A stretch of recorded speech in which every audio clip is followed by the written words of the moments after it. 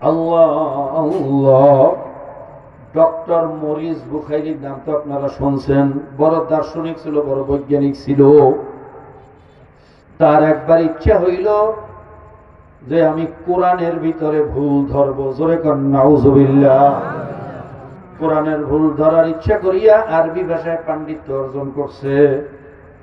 আরব দেশে গিয়া যেহেতু অত্যন্ত জহিন মানুষ, জকিউল আসকিয়া, বৈজ্ঞানিক পর্যায়ের লোক যারা আছে, তারা 40 বছরও একটা কথা একবার শুনলে দ্বিতীয়বার বলা লাগে না, মনে থাকে। জোরে কোন সুবহানাল্লাহ। ইমাম আবু হানিফা রাহমাতুল্লাহ আলাইহি 5 লক্ষ হাদিস মুখস্থ ছিল। জোরে কোন সুবহানাল্লাহ। এরকম জহিন লোকগুলা বড় বড় দার্শনিক, বড় বড় গবেষক, বড় বড় ইমাম হয়, বৈজ্ঞানিক হয়। মরিস বুখারীও ছিল সেরকম একজন বিজ্ঞানী, ওরকম একজন জহিন মানুষ। অল্প কয়েকদিনের ব্যবধানে আরবি ভাষায় পণ্ডিত হইয়া গেছে। কোন এলাকায় আরবি শব্দ কোন শব্দ কোন অর্থে ব্যবহার হয়, সেই পারিভাষিক অর্থ সম্পর্কেও তিনি ইলম অর্জন করছে। এরপরে কোরআন শরীফ নিয়ে বসছে ভুল ধরার জন্য। জোরে কর নাউজুবিল্লাহ। কোরআন শরীফ প্রথম খুললেই দেখে আল্লাহ পাক রব্বুল আলামিন চ্যালেঞ্জ দিয়েছে, যালিকাল কিতাবু লা রাইবা ফীহি। আমার এই কিতাবে কোনো ভুল নাই, কোনো সন্দেহ নাই। জোরে কর সুবহানাল্লাহ।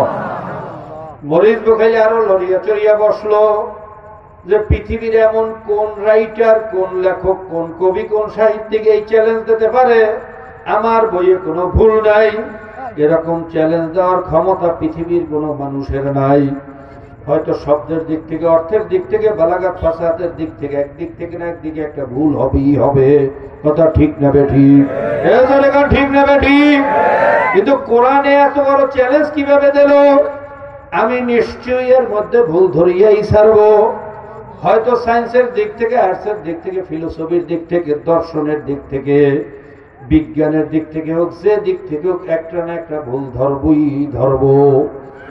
মরিস বুখারী ভুল ধরার নিয়াতে যখন কোরআন নিয়ে গবেষণা শুরু করলো, যত পৃষ্ঠা উল্টায় ততই আশ্চর্য হইয়া যায় যে এটা কেমন কিতাব। এই কিতাবের সাথে তো দুনিয়ার কোন কিতাবের মিল নাই।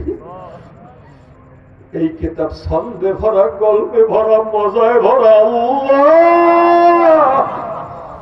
এই কিতাব আদর্শে ভরা, শিক্ষায় ভরা। এই কিতাব অনুযায়ী যদি কেউ তার নিজের জীবন পরিচালনা করে, ওই মানুষটা হবে পৃথিবীর শ্রেষ্ঠ মানুষ।